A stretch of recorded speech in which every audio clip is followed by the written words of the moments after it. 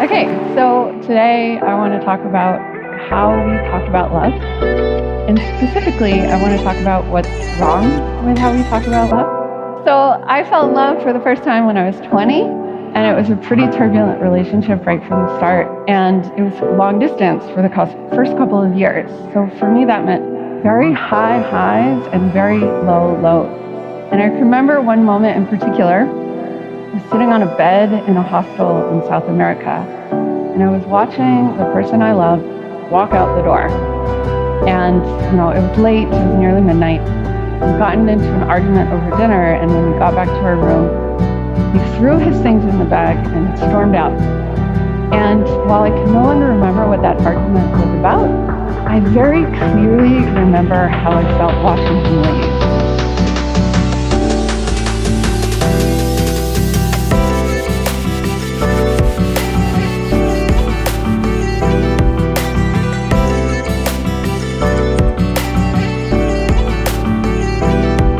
Reframing love is something I get to create with someone I admire, rather than something that just happens to me without my control or consent, is empowering. It's still hard. Love still feels totally maddening and crushing some days. And when I feel really frustrated, I have to remind myself, my job in this relationship is to talk to my partner about what I want to make together. And this isn't easy either, but it's just so much better than the alternative, which is that thing that feels like madness.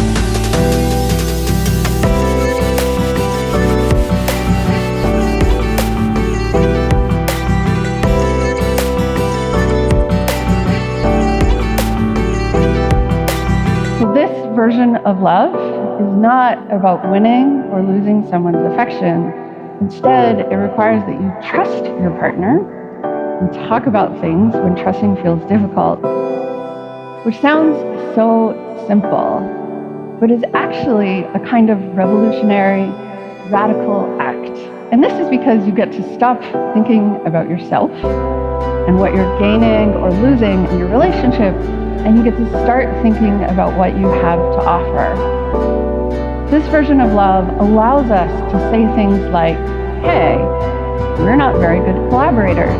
Maybe this isn't for us. Or that relationship was shorter than I had planned, but it was still kind of beautiful. The beautiful thing about the collaborative work of art is that it will not paint or draw or sculpt itself. This version of love allows us